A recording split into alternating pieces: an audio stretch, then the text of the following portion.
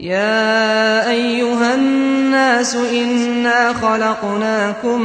من ذكر وأنثى وجعلناكم شعوبا وقبائل لتعارفوا إن أكرمكم عند الله أتقاكم إن الله عليم خبير. قارون ولبا عذر قاسه قيبي أجري سومالي بلا لو قرية قلين كاللو ساري وح قبيل كدرن جهنمان قرية قونت إذا قدرتون إيقاهي اللي سيقول ما شكتني أبيالدي إيمان لأنقو قيبا يسلايكم من يالقى الربان بيدالين قرنه هيغيسان وقاحي أيديس قبقات سكو إلاوي مرون بي مقالة قسيان كنا قمامين قعدي هربا بللقاهم بي إناقو قادين نمن كاتفها قاون وقريقه هيغيسان هدام بلدكو لقا قبان والله لوغا قاحي قرابة إيا أهل رحمني ما لو قدريا واسنم قبيالدي هدادي قن عيسيني وقاحة إيا كانكريا أيديس قاب دراني وعذر كقيبها بلشدو قرن كواييني وقوقم إيا سحر قلبي قاعي يوشدا وقاب قوسين دقال قاعي ياهوئي قنجر بوغي قدتو قرمو قلوف لأوياني وقرفت لغو قيبيا ملحدا قيريني قندق فقرك إيا حاسدكو قرح وياني ووحا قحوتيغا كدغي بقول كنو قويسي قلبينا كإلى شدو وذا جر قيمة يوقنقور في النوبة المهيان لقابت سين وقنقار في النوبة المهيان لقابت سين قسم رقئي ياب لبان سوق أي حياي قف مسلنا قبيالة الدلون فعل يقول جيسن قصد كي أجيددنا تالقو قصاصا يو قبيل كام محو وقد شيء قادر وغيالي قسم رقئي ياب له قرن صوماها وقود كدق الروح مسلنا هليبك قيرين إلهيو أدقو هيقو قبان قادر باتهاي إلهيو أدقو هيقو قبان قادر باتهاي qof kasto ka qayb qaata ama qarashku taageera nafta goorta laga qaadayo laga qibloonayo qarqaradiyo dhunyeeriskiya qarowla taahiisa qacba loogu siiyaa indhaha kiiska loo qorayo diiwaanka qalinku ugu dhacay qoomame abida ونعوذ بالله من شرور أنفسنا وسيئات أعمالنا من يهده الله فلا مضل له ومن يضلل فلا هادي له وأشهد أن لا إله إلا الله وحده لا شريك له وأشهد أن محمدًا عبده ورسوله يا أيها الذين آمنوا اتقوا الله حق تقاته ولا تموتن إلا وأنتم مسلمون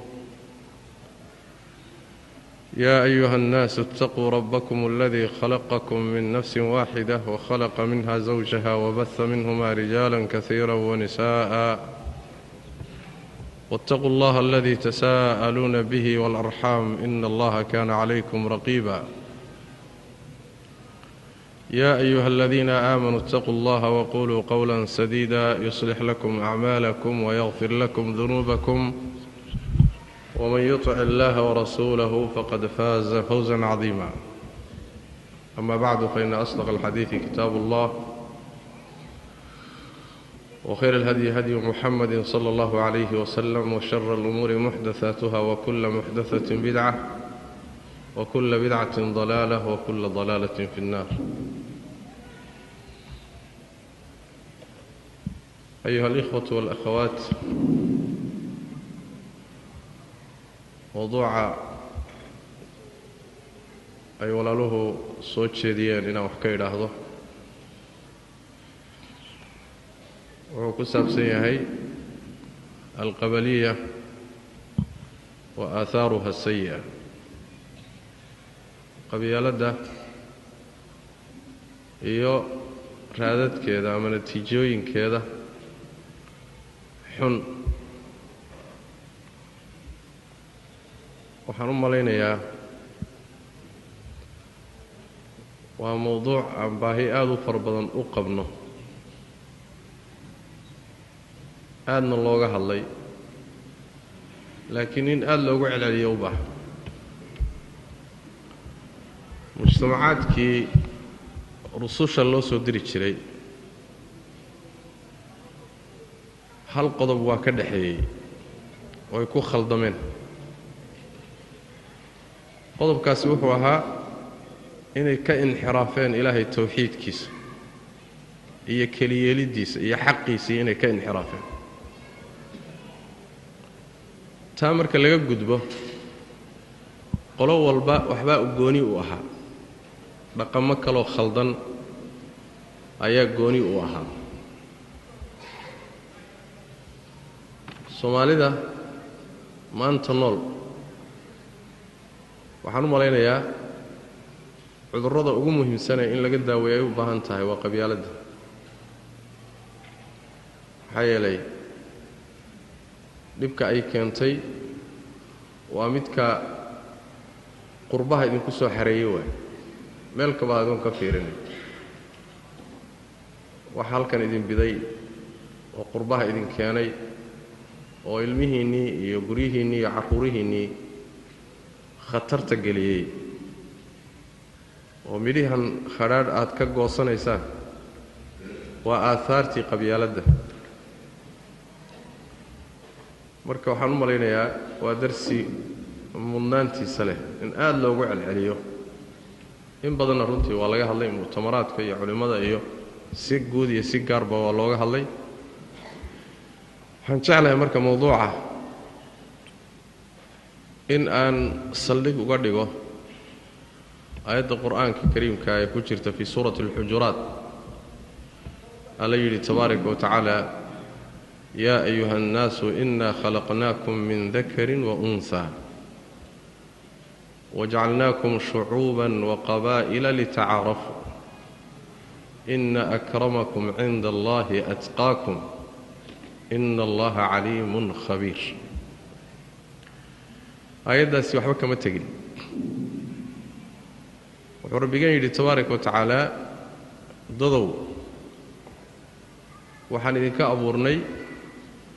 lab iyo dhadig xaggood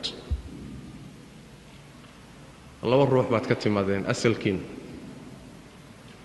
mid waa lab oo waa aadam midna waa dhadig oo waa xaawo labadaasaan asal ahaan idinka abuuray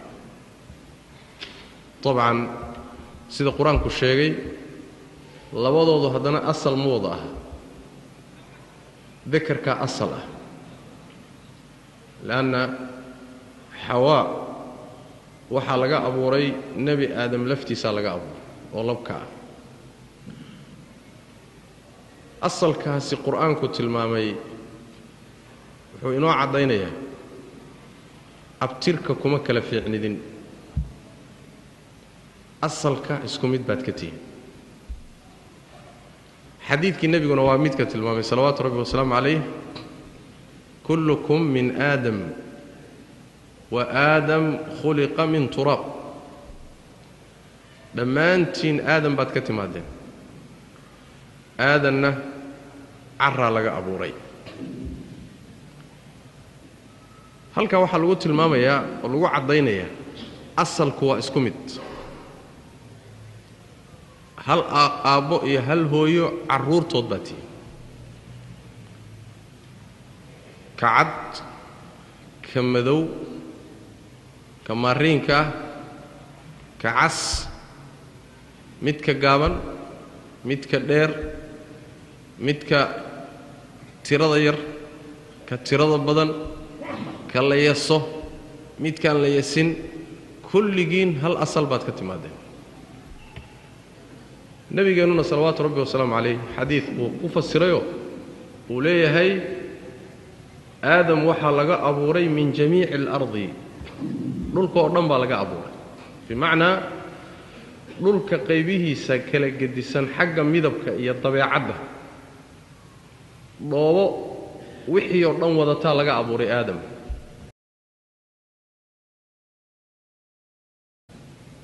markaasay carruurtiisii waxay ku yimaadeen carradii laga abuuray dabeecadahay wadatay iyo midabaday wadatay bay carruurtiisii noqdeen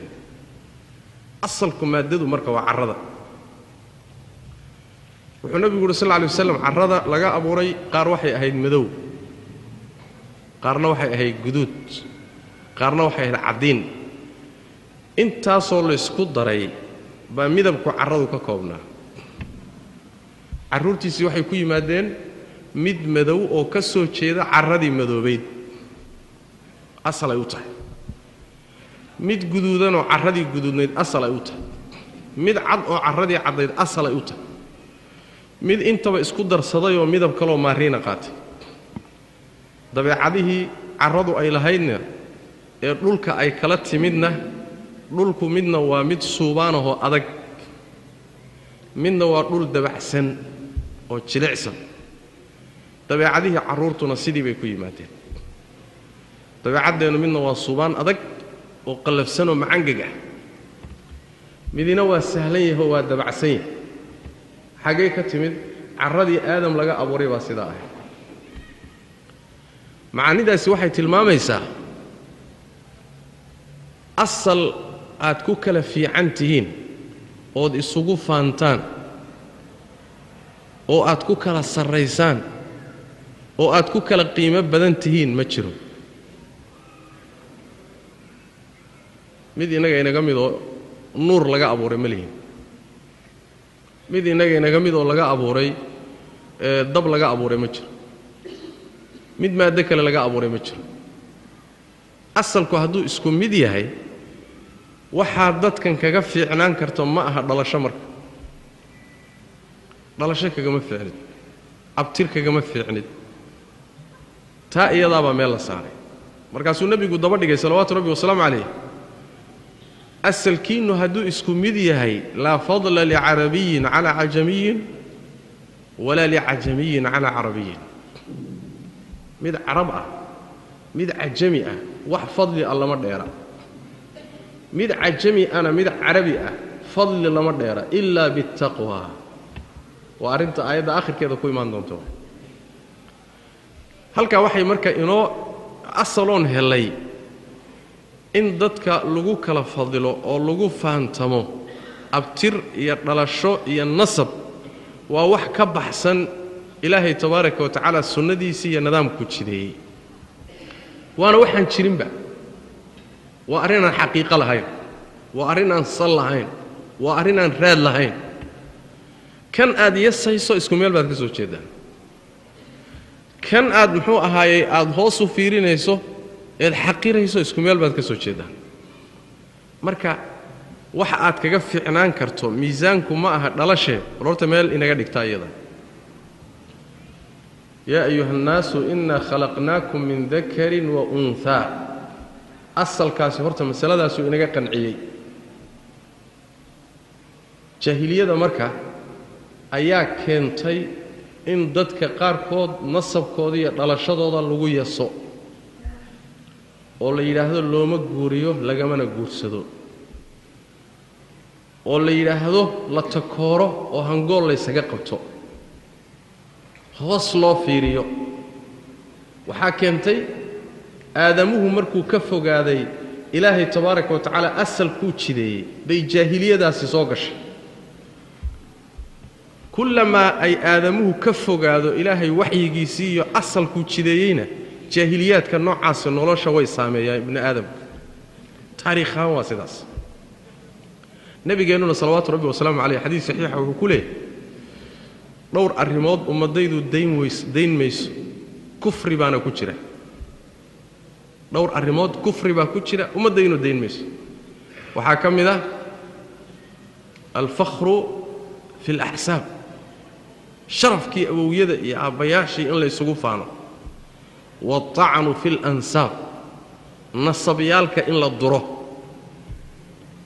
oo dadka nasabkooda wax laga sheego iyo in xidigaha lagu roob doono arrimo jaahili ah oo diin la'aan ah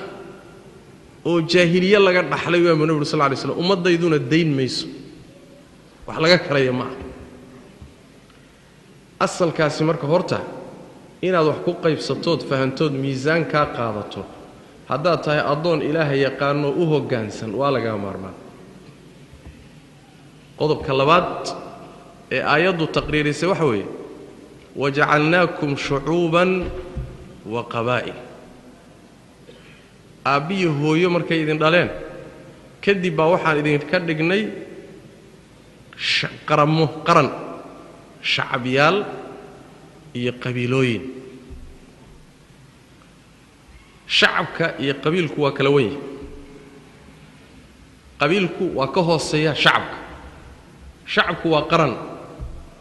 waa mujtamac meel wada degan isku muxuu ahaayay ama wadan ka dhaxeeyo ama wuxuun wadaaga Soomaali baa la dhihi Arab baa la dhihi fulaan baa la dhihi Turki baa la dhihi waa shucuub waay shucuubtaas waxa ka hooseeya shucuubtii u kala baxdaa qabiilooyinka iyo shucuubta maxaa la idinka dhigay annaga mayna la imaanin mana aadan samaysanin ree hebel inaad noqotana waxaad adigu dooratay ma aha adiga ikhtiyaarkaaga ree hebel maada ku noqon ina hebel lamaada ku noqon yaa kaa dhigay allah tabaaraka wa tacaala waja'alnaakum annaga idinka dhigna baa ilaahay tabaaraka wa tacaala wax ilaahay kaa dhigayna oo ku siiyeyna dadka kaleeto kagama fiicnaan kartida waxaad kasbatay baa dadka lagaga fiicnaadaa waxaad shaqaysatay oo adigu kasabtay oo aad ku dadaashay oo soo saartay baa dadka lagaga fiicnaadaaye wax rabbi bixiyay tabaaraka wa tacaala oo ku qasbantood ilaaba aad tahay ilaahayna kaa dhigay magac laguma helo qiimana laguma yeesho dadkana lagagama fiicnaado marka shucuub iyo qabaa'il ilaahay baa dadkan ka dhigay marka hore asalkoodii mid ka dhigay kadibna inay kala baxaan oo ay qabiilooyin noqdaan oo ay jilibyo noqdaan oo ay lafan noqdaan oo ay shucuub noqdaan waa qorshe rabbi tabaaraka wa tacaala uu sameeyey waa su'aasha waxay tahay marka muhiimka ah qabiilooyin in dadka laga dhigo shucuub iyo qaramo laga dhigo xikmadda ku jirta maxay tahay الله تبارك وتعالى وعديه كما هرينه وحوري لتعارفوا إناد إسكرتان أولو قرتو أبتير كاغا لقرتو قبيل كاغا لقرتو قرن كاد كسو جيدا لقرتو ودن كاد كسو جيدا لقرتو maxaa ku jiro xikmad ah in qabiilkaaga la garto nasabkaaga la garto qarankaaga la garto xikmado badan baa ku jirta bal nolosha bini aadamku dhan waxayba ku salaysan tahayba in inta la garto hadii la garan waayo nolosha dhan baa isku dhaxyaacay saas daradeed baa nabigeenu wuxuu sallallahu alayhi wasallam xadiiska saxiixa ta'allamu min ansabikum ma tasiluna bihi arhamakum nabi sallallahu alayhi wasallam nasabyalkiina waxaad ka barataan wax aad qaraabadiina ku xiriirisaan nasabka in la barto oo abtirka la barto oo dadku siday ku kala xigaan la barto oo intay ku kala jiraan la barto waa arin nabigu amray salawaatu rabbi wa salaamu alayhi nasabku inuu jiro iyo dhalashaduna waa maqsad kamida maqaasida shariicada oo ilaalisay waliba ilaalisay ahkaam fara badan baa loo dajiyay inuu nasabku ilaashanaado oo xataa wixii soo gali lahaa laga ilaaliyo ahkaam fara badan waa ku jirta ahkaamta ku jirta waxa kamid hal isguursada la yiri dumarka aad guursan karto iyo dumarka aadan guursan karin haddii nasabku lumo lama kala garan karo sooma litaarafu inaad la garto dhalashada iyo nasabka waxa ku xiran yaa guurkiisu ku banaan yahay yaanse guurkiisu ku banaanayn wayla hadduu nasabku lumo hawaryarta iyo eedada iyo walaasha iyo gabadha adeerka u tahay baa dhici lahayd in ay reer ku noqoto markaana ay lunto asal weyn oo ibn aadamka jiritaankiisa qayb ka ah ahkaamta ku jirtay kamid waxa kamid ah masalada weyn ee dhaxalka ruux markuu dhinto xoolo ka tago yaa dhaxlaya yaa dhaxalkiisa iska leh yaa xoolahan iska leh waxay ku salaysan tahay in nasabkiisa la garto xididkiisa la garto say u kala sokeeyaan la fahmo wa ilaa dhaxal ma suuroobi karaba dhaxalku wuxuu ku fadhiyaa in ruuxan la garto qaraabadiisii dhinac kastay ka imanayaan waa nasabka waay waxaa ka mid a axkaamta ku fadhida qabiilku waxaa loo yeelay oo nasabka loo ilaaliyey in laysku xidhiidhiyo oo nooc iskaashi iyo wax wada qabsi ah waay nabigeenna salawaatu rabbi wasalaamu caleyh wuxuu yidhi ruuxii jecel in cimrigiisa loo dheereeyo risiqiisa loo waasiciyo qaraabadiisa ha xidhiidhiyo qaraabo goyskana waa ahlu naar qaraabadaada inaad xidhiidhiso ay waajibka kugu tahay waxaad ku garan kartaa uun nasabka inaad garato dadku siday kugu kala sokeeyaan saas daraaddeed baa nebigu sal lla alay wasalam wuxuu yidhi sadaqada la siiyo ruuxa qariibka ahee kuu dhow laba ajir bay leedahay sadaqatun wasila buu nebigu sal lla alay wasalam waa qaraabo xidhiidhisnimo ajarkeed iyo ajir sadaqaa labaduba ku jiraan nooc iskaashiya oo kii tabarta darnaa lagu caawinayo oo kii liitay lagu caawinayo oo reerka kii rafaadsanaa laga warhaynayo oo laysku xidhiidhinayo wax laysugu qabanayo weeye nasabka iyo qabiilku xikmaddaa darteed inuu jirana waa loogu talagalay oo waa ka xataa shareecadu waajibisay diyada iyo magta markuu dilku gaf yahay oo ruuxu si ku talagal la'aana uu ruux u dilo mag baa ka waajibaysa magtaasi waxay ku waajibaysaa sida xadiidka nebiga ku sugan sal alla alay wasalam qaraabadiisay ku waajibaysaa caaqiladay ku waajibaysaa xadiidka fii saxiix albukhaari baa ku tusaya in adeeradii kuwa sii xiga baa laga rabaa magtaa inay bixiyaan sababtu waxay tahay dilka khaladkaee gafka ku dhacay ruux kasta waa ka dhici karaa waxaa loogu talagalay in layscaawiyo jiritaanka marka nasabka iyo qabiilka xikmado fara badanoon la koobi karin iyo axkaam sharciga ku salaysan meeshaasi marka litacaarafuu inaad isgarataan waay haddaan la isgaranin oo dadku isku dhex yaacaan oo dhalashadii iyo nasabkii iyo wax kasta aan la kala saarin waxaa imaanaysa in xataa ay isku dhex yaacdo waxyaalo asaasiya oo noloshu ayna ka maarmin oo dadkii la kala garan waayo la kala saari kari waayo maanta haddaad u fiirsataan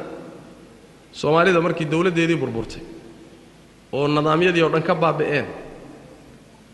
dadkii dibadda soo aaday ood idinku ka mid tihiin dadkii xagga lagaga yimid oo akawn aan lahayn oo in badanoo ka mida dukuminti ayna lahayn waxa laysku garan oo lacagta laysugu diri oo shirkaduhu wax ku siin oo lagu raadin ruuxii waa qabiil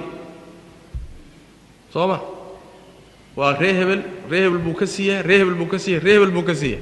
intaasaad meeshan ka qoraysaa meel alla meeshuu jiraba waa la keeni ruux kalena kuma khaldami karo lacagtiisiina waa la siinaa marka waxa weeye dhankaa marka loo isticmaalo oo tacaarufu loola jeedayo axkaamta ka dhalanaysa horta nasabka iyo dhalashada iyo qabiilku inuu jiro waa masale asaasiya nabigeennuna salawaatu rabbi wasalaamu calayhi qabiilka ma baabi'inin diintani markay timid qabyaaladii bay baabi'isay iyo qabiilka sidii xune loo isticmaalayee laakiin qabiilka jiritaankiisii ma baabi'in xataa ugaasiyadii ma baabi'inin ugaasiyadii salaadiintii yacni raggii madax dhaqameedka u ahaa qabiilooyinka nebigu ma tirtirin salawaatu rabbi wasalaamu calayh sidoodii bay u jireen xataa inuu tirtira iska baddaaya ma beddelin lama hayo nebiga salawaatu rabbi wasalaamu calayh oo nin reer suldaan u ah jagada ka tuuray oo nin kale ku beddelay hal nin baa jira ninkaasina wuxuu ahaa reerkuu suldaanka u ahaa baab ka soo cabtay oo waxay yidhahdeen waa nin gacan adagoo bakhayl ah markaasuu nebigu wuxuu yidhi sal lla alay waslam nin bakhayla ugaas ma noqon karee kaa waan idinka beddelo hebel baan idinku beddelay buu nebigu sal lla alay waslam لأنك مضحضة dabeecadaha ugu aasaasan laga rabo waxa kamid inuu gacan furay ninkaasoo nabigu bedelay isagana reerkiisii waa bakhaylnimo ku sheegay ka haydin dhaafo nabigu sallallahu alayhi wasallam nin kale oo nabigu bedelay ma jiro xataa magaaladiisii Madiina nabigu sallallahu alayhi wasallam laba reer baa u xoog badnaa Aws iyo Khazraj baa u xoog badnaa laba nin baa ugaasye ka ahaa Sa'd ibn Ubaada iyo Sa'd ibn Mu'aad sidoodii bay ugaasye u ahaayeen wixii magaalada uga baahdo hawlaha reerka uga baahdo ayagu nabigu kala tashan jiray salawaatu rabbi wasalaam alayhi dhacdooyin far badan taamay ku tusi marka islaamku sidiisaba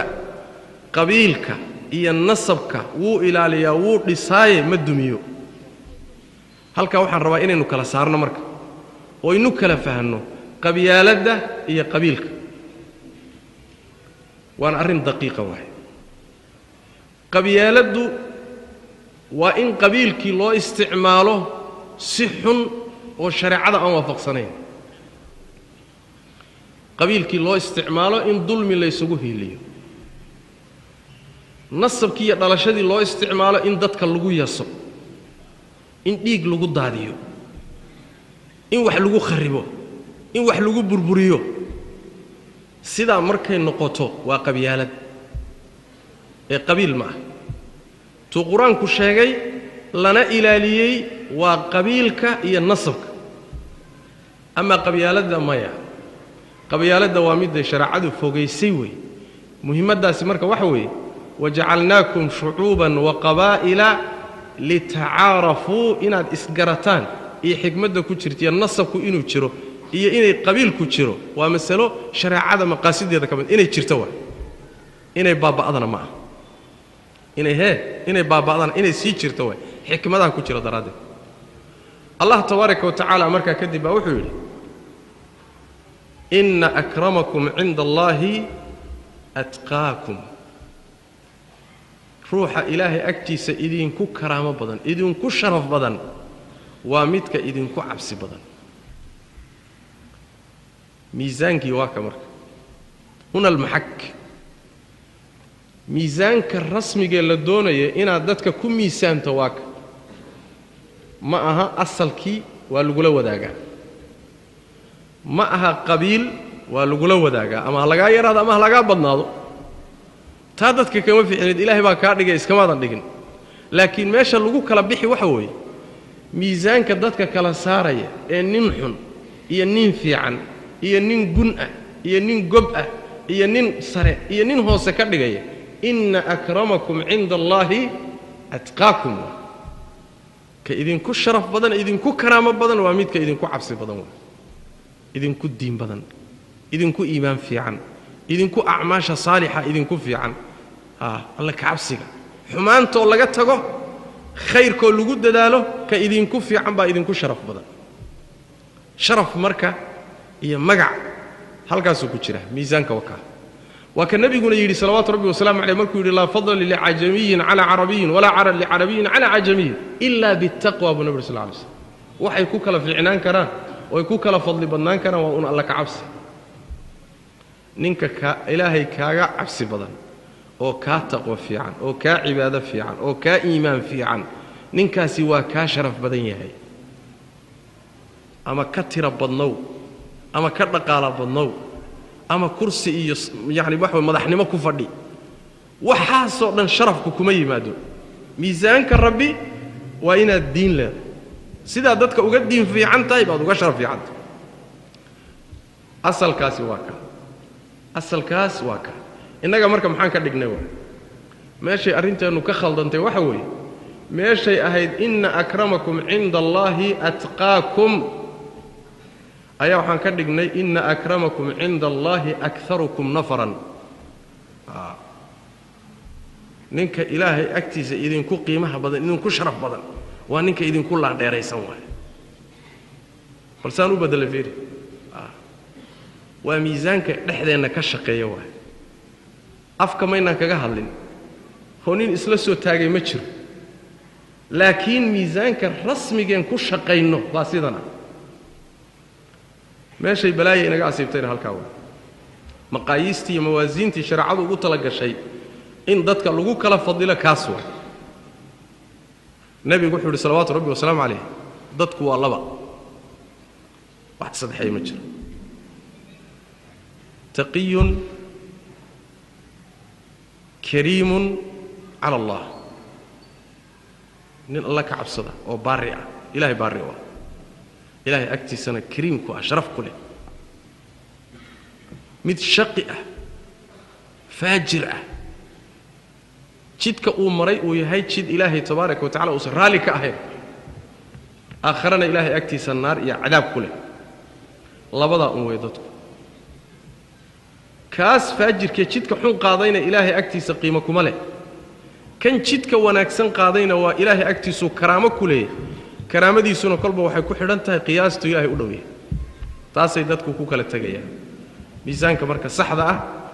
ee loo baahan yahay in nolosheena ay ku salaysan tahay isaga nabigeena sallallahu alayhi wasallam waxa la weydiiyay man akramu nnaas rasuul ilaahay dadka yaa ugu karaamo badan dadka yaa ugu sharaf badan markaas nabigu wuxuu sallallahu alayhi wasallam atqaahum kooda ugu cabsi badan ee ugu diin badan waxa yiraahdeen laysa an hada nas'aluka taakuma na weydiinin bane markaas nabigu wuxuu sallallahu alayhi wasallam fa yusuf nabiyullah ibnu nabiyillah ibnu nabiyillah ibnu khalilillah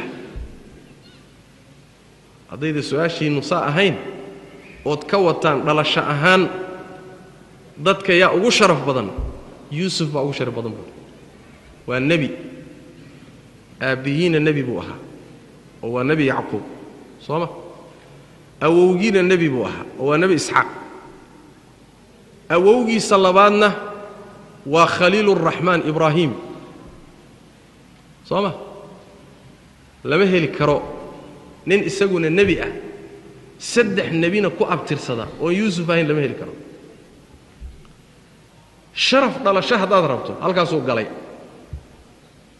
markaas waxa yiraahdeen laysa an hada nas'aluka wada taakuma na weydiinin maxaad weydiinaysaan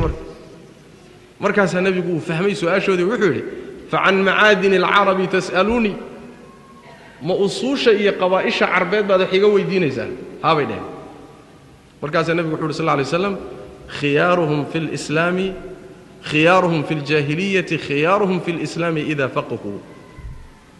intayna soo islaamin oo islaamka ka hor kuwoodii ugu akhiyaarsana ayaa markii islaamka la soo galeen ugu akhyaarsan markay diinta fahmaan akhyaarnimadii jaahiliyada bay la soo islaameen oo akhyaar ku yihiin xadiidkaasi marka wuxuu tilmaamayaa man akramu nnaasi atqaahum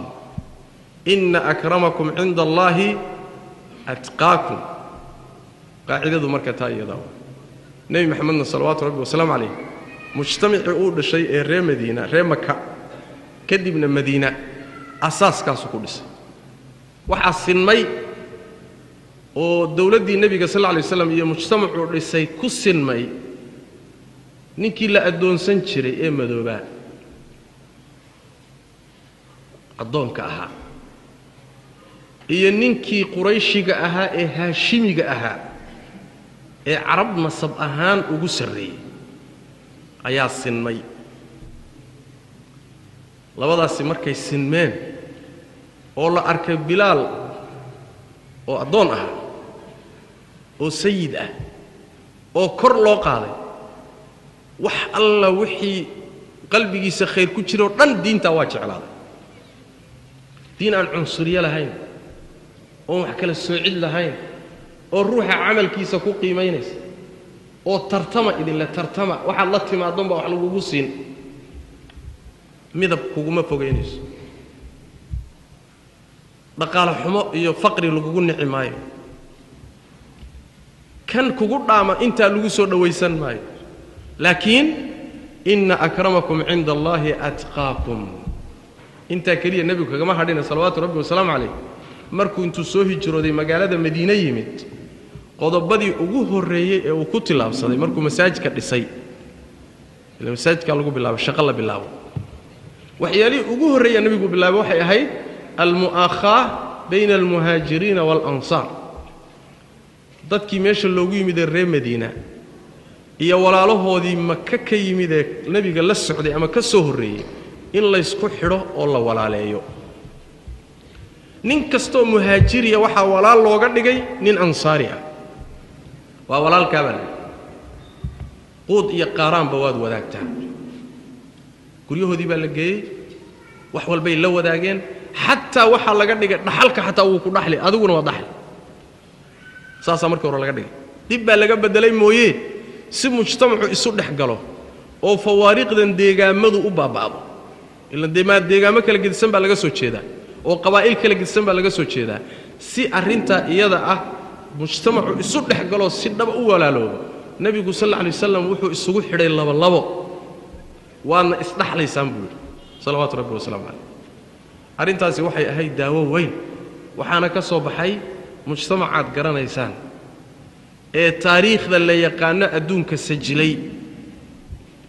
ee nebi moxamed salawaatu rabbi wasalaamu calayhi uu dhisay ummadda marka halkaasuu nebigu mariyey qur'aanku mariyey sunnada nebiguna marisay salawaatu rabbi wasalaamu calayh ayib markii qaacidadaa iyo asalkaa iyo miisaankaa laga leexdo oo lagu beddesho in qabyaalad ama kooxaysi ama gobolaysi ama wax saasoo kale ah laysku naco oo laysku fogeeyo oo laysku soo dhoweeyo oo ruuxa ay noqoto aniga yacni hiilkaygiiyo hoogaygu waa reerkayga oo ay noqoto kabtaada iyo reerkaaga waa lagu dhex jiraa dadkaaga ha ka dhex bixin tolkaaga iyo kabtaadaba ku dhex jira oo ay noqoto siday carabtu dhihi jirtay wahal ana ilaa min ghaziyata in ghawat ghawaytu wain tarshud ghaziyatu arshudi anugu reer ghaziya un baanahay ghaziya hadday hagaagtana waan la hagaagi ghaziya hadday hallowdana waan la hallowsanahay waxay tahay un baanahay soo ma reerkaygaan ku gowracnahay waxay yihiinna waan la ahay go'aankay qaateenna waa la jiraa cidday col la yihiin col baan la ahay cidday heshiis la yihiin heshiis baan la ahay cidday la dagaalamaan dhiiggoodu waa ii bannaan yahay masaladu markay sidaa noqoto xaaja hallowday maxaa imaanaya way marka waxaa imaanayaan idiin sheegi waxaa nabigeennu sheegay salawaatu rabbi wasalaamu calayh miisaankaa marka laga leexdo kow wuxuu dhaawacu gaadhayaa waa dhibaatooyinka ka dhalanayee dhaawacu marka ugu horraysa wuxuu gaadhayaa dadka iimaankooda mas madaxaa laga dilaaya salka diinta oo iimaanka ah buu dhaawacu ku bilaabanayaa markii iimaankii dhaawac gaadho dhaqankii oo dhanna dhaawac baa gaadhaya inuu dhaawac gaadhayo waxaa ku tusaya nebigeennu wuxuu yidhi sal alla alay wasalam awthaqu cura aliimaan alxubu fi اllah wاlbugdu fi اllah wاlmuwaalaatu fi اllah wاlmucaadaatu fi اllah iimaanka guntimihiisa ama sidooyinkiisa ama gantooyinkiisa kuwa ugu adag qaybihiisaa laga wada iimaanka qaybihiisa kuwa ugu adagi waxa weeye inaad ilaahay dartii dadka u jeclaato ilaahay dartii u nacdo waxaad nacayso ilaahay dartii u xidhiidhiso waxaad xidhiidhinayso ilaahay dartii ula coloodo waxaad ula coloobayso iimaanka asaal usuushiisa waa weyn ee asaaskaa waa markay noqoto jacaylkaygu waa reer waa deegaan nacaybkayguna waa deegaan iyo reer xidhiidhintaydu waa reer fogayntayduna waa reer soo iimaankaaguma dhaawacno bal iimaankii guud iskaba dhaafee asalkii iimaankaa wax si ka yihi oo nabiga xadiidkiisuu tilmaamay salawatu rabbi wasalaamu aleyh dhaawac ku jira xadiidkii cabdullahi bn cabbaasna wuxuu ahaa man axabba fi اllah waabqada fi اllah wawaalaa fi اllah wacaadaa fi اllah faqad istakmala aliimaan ruuxii ilaahay dartii wax u jeclaada ilaahay dartii u naca ilaahay dartii u xidhiidhiya ilaahay dartii ula colooba ruuxaasi iimaankii waa dhammaystirtay maxaa laga fahmayaa ruuxaan sidaa yeelinna iimaankiisii waa naaqusay mafhuumka xadiidku waa saas ummad marka iimaankeedii naaqusay waxaa ka dhalan karaay midho xun baa ka soo bixi waxaa kaloo ka dhalanaya oo labaad ilaahay tabaaraka wa tacaala inuu ummaddaa dulleeyo xadiidka nebigu sal lla alay slam wuxuu ahaa لينتهين أقوام يفتخرون بآبائهم الذين ماتوا dad weydaynayaan faanka ay ku faanayaan aabayaashoodii dhintay oo haddana jahannama dhuxusha u ah odayaal dhintay oo xumaan ku dhintay oo jahannamo galay oo dhuxushii jahannamo noqday faanka aad ku faanaysaan waa daynaysaan haddaad dayn weydaan soo maaha aw layakuunanna ahwana cala allahi min aljucal buu nabi sal ly slm ama waxay noqon doonaan kuwa ilaahay agtiisa ka liita bahalka la yidhaahdo xaarwalwaalka ama kolba saad u taqaanaan doolshaanka soo doolshaan lama yidhahdo alladii yudahdi'u alkhur'a bianfihi midka saxrada ibni aadamka xaarka ibni aadamka intuu duuduubo yuu madaxa ku riixaa waa duwayba yar dadka baadiyuhu way yaqaanaan laakiin dadka reer magaalka waxaa laga yaabaa inaysan garanayn duwayba yar waaye ibni aadamku markuu saxarada ka kaco intay u soo dabamarto ay duuduubto oo sida banoonigoo kale ka dhigto ayay madaxa ku riixi say u dilaandilinayso u riixaysay godka la gelay way cuni marka waxaa la yidhahdaa soomaalidu dhaha doolshaanka ama xarwalwaalkaasi wuxuu la qabsaday wax qarmuun sidaas daraaddeed wax udgoon maba arki karaba waxay yidhahdaan haddii cadar aad ku buufiso cadar wuu dhiman bay dhahaan barfuun haddaad ku buufisay wax udgoon wuu dhiman bay dhahaan sababtu maxay tahay wax qarmuun buu caadaystay rasuulku salawaatu rabbi wasalaamu caleyh marka wuxuu leeyahay dadka qabyaaladda ku dhaqmaaya iyo faanka awowyada iyo aabbayaashu ilaahay agtiisa waa kala liidanayaan xarwalwaalkaa saxarada riixaaya ee cunaaya xadiis waa xadiis saxiix waxay culimmadu yidhaahdaan liidnaantu dhowr dhinacba way ka imaan waa mida horta ummadda ilaahay waa burburinaya xumaanna waa badaya sharafteedii iyo qiimaheediina waa baabi'inaya soo inama haysato innaga ya soo inama haysato aaway qarannimadii oo aaway magacii oo aaway dawladdii oo aaway dadnimadii oo aaway ixtiraamkii adduunka laynoo hayay aaway soo meel walba maynaan noqon inuu muxuu ahay qaxooti cay dhaqaata soo maynaan noqon oo maxaa dulinimada ka badani maxay tahay halkaasay ina badday waa midda labaade allah tabaaraka wa tacaala wuxuu ku sallidayaa sida xadiista ku sugan cadow ka xoog badan waa natiijo labaad cadow ka xoog badan ayaa lagu sallidayaa markaasuu dhulkoodiina qaadanaya khayraadkoodiina qaadanaya ayaduna soo inama haysato wayna haysataa dhulkii soomaali ay lahayd idinkuna waad ka soo tagteen intii idinka dambaysana hadday soo qaxday in la qixiyana waa maqsuud in bannaanka loo saaro waa maqsuud 20 sano 30 sano 50 sano soo socota waddankaa yaa lahaan doona baa laga doodaya yaa lahaan doona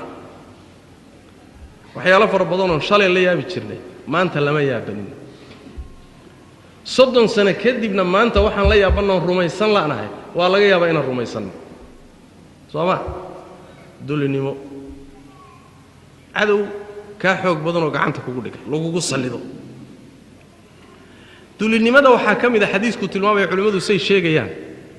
dadku markay qabyaaladaasi intay ku dhaqmaan ilaahay ciqaabo oy dulloobaan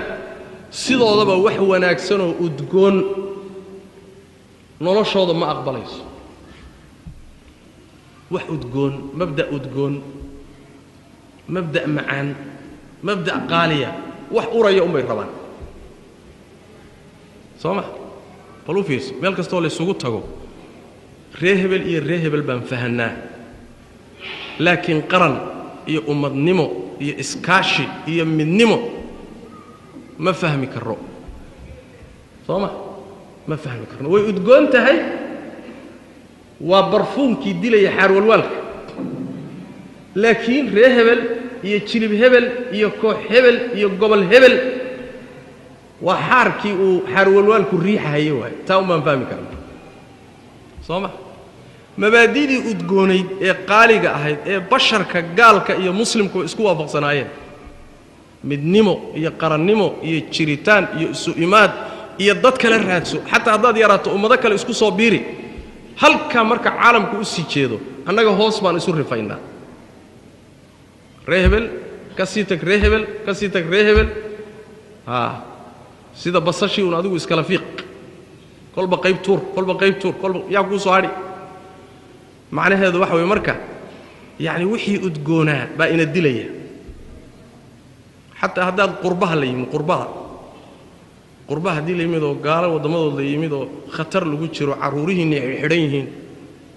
عرورتي حرينهن كوريه خطر ku jiraan diin ahaan iyo adduun ahaan ba halis aad ku jirtaan waxa la sameystay wax la yiraahdo jaaliyado waa magac reer magaalo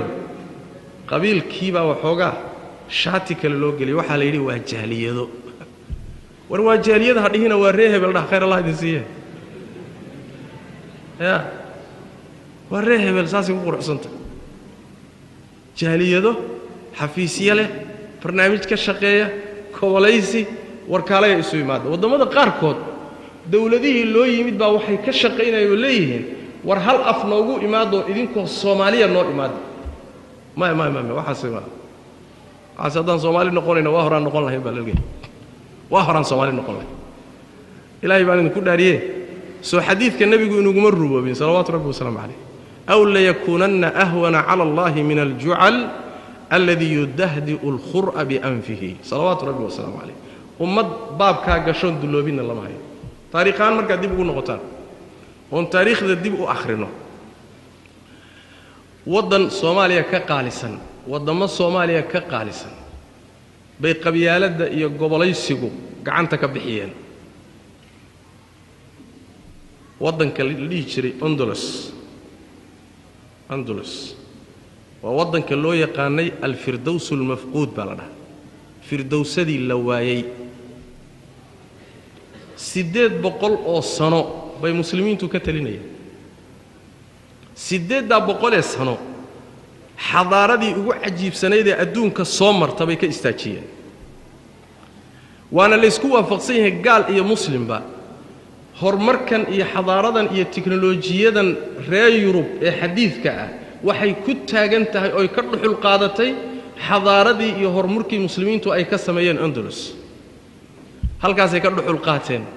oo horumarka reer galbeedku halkaas suba ka bilowday cilmigii horumarkii xadaaradii muslimiintu ay istaajiyeen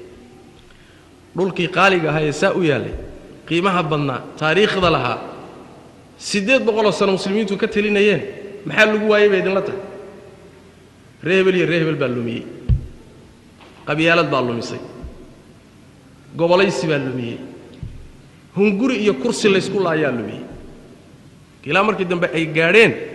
nimankii duwaylaadka samaysay dawladaha yar ka samaystay dawladaha yarka waa landis gaada waa landis دويلات كان مقليساني أندلس لوميي واللانديس كصوماليا هذا كتيروا لا أنا وحوي مركو هو القبيل إيو نين يعني حيني إسكتهابد إيو كراسي بيكون باللاون مركز دمر وحي النقون هلا كلا جوجوستو مركز حكتنا وحي النقون أيجا إلا يسكدرو وقرط اللي يسوق اليوم إلى حدود داسات كلا دي هني ورادوجون إسكعلي يجي بقرط يسوق شرو إسلينا هيو ديك دادين هيو إسخرب هيو عندي ضد كوبابينا أنت كليه لوجه هرماية وحي نقوليسا إن أيجو مركع عدو جودا أكل عررانو متبقوا ككلا عدو أسر راعو سيدا أندلس لقو قرتي متبقى تجي فرنش جيبوا صوك حيستي ولا الذي بقول الصفتي وحلقوا أخري أذان قولك كوق قبنينا هذا كل شيء دول كان مركان قبننا أذان كوغوري جيرين ولا ليه بو كتخلص asagoo tabar daran ba maalintii dambe inta la qabta isagana laga takhalusay markaas waxa ku rumowday ukiltu yawma ukila ath-thawr al-aswad aw al-abyad ya al-abyad dibigi madooba maalintii la cunay baa la cunay xaaja kuma taala markaa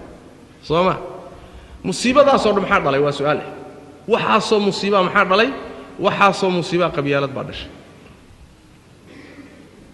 waxaa dhibaato idin haysato dhan Soomaali meelay joogto dhan haysata dhulkeedii haysta qaxan hadda cusub ee laga sheekeynay ummadan jidka ku baqtiyaysa umulaha jalla'aanta ah masaa'ibtan waxa dhalay waa qabyaalad ha ahaatee qabyaaladu dadka ma wada gelin rag baa ku adeegtay xaqiiqadeeda marka la yiraahdo qabyaaladu waxay noqotay gaadiid la fuulay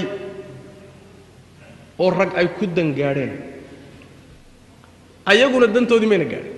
nin kursi raadis ah oo jaga raadis ah oo maslaxad doon ah oo isagu dantiisa u socda baa wuxuu isku qanciyay dantaada ma gaari kartide magacan qabiilka intaad huwato awoodiisa iyo dadkiisa ku dagaalgal kursigana ku gaar kulli wixii jabhada wadanka ka kacay oo dhan waxaasay ku soo day ninkii watay kursi doon buu ahaa inuu kursi doon ahaana waxa ku tusaya nin kasta markii loo yimid oo la yiri wareerkii intay la tashaday la yiri warmaya hawsha wareejiya ayagii buu isku laayay haddana gudahooda waa baabi'i in badan oo kamidana maanta qabriga ku jiraan soo saasma rag marka jaga raadisa oo jaga doona oo hunguri doona oo xoolo doon ah baab mashruucan ummadda geliyay sidaana ugu burburiyay annagana waxaan noqonay wama ataakum ma asaabakum min musiibatin fabima kasabat aydiikum innaga u diyaarsanayn inaan aqbalno mashaariicda noocaas Soomaaliya warka murtidiisu wax waay marka la soo ururiyo maanta Soomaali cid aan ahayn hadii la yiraahdo darsi qabyaalad u akhri cid aan Soomaali ahayn oon dhibka qabyaalada aqoonin waxaan isleeyahay macquul bay ahaan lahayd laakiin nin dabkiiba ku gubtay oo ku mudxay u sheeg dabka waa lagu gubtaa ka war dabka waa lagu gubtaa maanta dhan ku celceli wuuba gubtayba waana mudxayba sooma tawfiiq ilaahay baa inaga maqan mooyee laakiin faham qabyaaladeed inaga ma maqna soo sidaas ma masaladu tawfiiq ilaahay baa inaga maqan laakiin faham qabyaaladeed maanta dadkii laga dhaadhicin lahaa loo akhrin lahaa ma nihin waaba ku gubanayba laakiin xaqiiqadu waxay tahay nabigeenna wuxuu yiri salawaatu rabbi wasalaamu calayhi xadiid ka sugan fitanku markay bataan oo dhiigga daadanayo iyo kharbudaadda iyo bililiqaysiga iyo xaaraanta la banaysto dadka waxa Allah ka dhigayaa buu nabiga sallallahu alayhi wasallam uquusha iyo garashada laga saaraya wax Allah wixii aqli iyo garasho ah waa laga saaray nabigu markuu yiri waa islayn doontaan darisku dili doonaa eber baad iska dhigi doontaan waxay yiraahdeen ma anagoo aqliga nagii leh ma anagoo aqliga nagu jiro ma wuxuu yiri dadka waqtiga imaan doona xuquusha laga qaadi doonaa ilaahay tabaaraka wa tacaala wixii khayr ahayna waafaji xoolaha waxa la yiraahdaa ariga iyo xoolaha ninkii raaci jiray baa garanay xoolaha markaad ariga foofiso oo aad soo daajiso oo isagoo duurka daaqaya ay dhawac gasho ama waraabe galo ama jiifa galo oo uu neef ka reebto oo arigu dido cararo maalinta dambe xataa dhowr bari kadib maalinta dambe dad arigii soo kaxayso oo kayntii iyada ahayd aad ku dareeriso naftu ma siinayso arigaasi inuu kaynta galo sorunma aw dadkii ariga soo saasma arigaasi markuu meeshii shalay neefka laga haray markuu madaxa la sii galayo waa soo didahaya sababtu maxay tahay shalay buu wacdara uga joogay shalay buu wacdara u joogay oo meeshan lagu galay Soomaali qabyaalad lagu gal oo dhulkeedii burburi oo qixi oo gaalo u gacan gali oo dhowr iyo 20 saniye ka badan rafaad iyo qurbo ku noole oo diintoodii adduunyadoodii baabay haddana maca dalika ariga didaya xataa waa noqon laayay ariga didahayo meeshii shalay balaayadu ku qabsatay ka didahaya xataa waa noqon laayay soo cuquushi ma maqna marka soo xadiiska nabiga ma cuquushi baa maqan garashadii baa maqan cilmi badan inagama maqnee ilaahay tawfiiqda hayna siiyo ilaahay tabaaraka wa tacaala tawfiiqda allah hayna siiyo ilaahayna tabaaraka wa tacaala quluubteena allah isu soo daweeyo qabiyaaladii maxay wuxuu yidhi ninkii gabayaaga ah qabiyaaladii waxay dumisa mooyee dugsi ma leh waxay dumisa mooyee xaqiiqo waa xakiim cabire waa qabiyaaladii waxay dumisa mooyee dugsi ma leh sidaas daraaddeed ilaahay tabaaraka wa tacaala ummadda qalbigeeda allah isu soo dumo allah iskan jeclaysiiyo ilaahay tabaaraka wa tacaala qurunka iyo qabyaaladda allah inaga saaro ilaahay qabyaaladda iyo qashinka allah inaga saaro iimaanka iyo islaamnimada allah inagu walaaleeyo qaybsanaanta allah inaga saaro furqada iyo kala tagga allah inaga saaro midnimo iyo walaalnimo allah inoogu bedelo ilaahay tabaaraka wa tacaala wanaaggeenna allah istuso xumaanteennana allah inaga asturo ilaahay waxaan ka baryaynaa tabaaraka wa tacaala ummadda islaamka ah ee diinta leh ee khayrka jecel ninka xumaantooda ka shaqaynaya oo qabyaalad isticmaalaya magac qabiil isticmaalaya oo isku burburinaya oo masaalixdeeda seejinaya ninka ilaahay hadduusan hanuun la damcin ilaahay hadduu hanuun la damcayna ha soo hanuuniyo hadduusan hanuun la damcinna reerkuu dooni ha noqdee alla halaago aamiin dha ninkuu dooni ha noqdee ummaddaa ninkii xumaan la raba oo qabyaalad ku dhex wada oo burburinaya oo masaalixdeeda iyo midnimadeeda ka hor jeeda ilaahay waxaan weydiisanaynaa tabaaraka wa tacaala hadduu hanuun la damco u qorayna inuu soo hanuuniyo hadduusan hanuun u qorina inuu ummadda uga raaxeeyo ilaahay taasaan weydiisanaynaa tabaaraka wa tacaala kelimada inta aan ku soo gabagabeeyo waxaad og tahay ma kuu sheegaa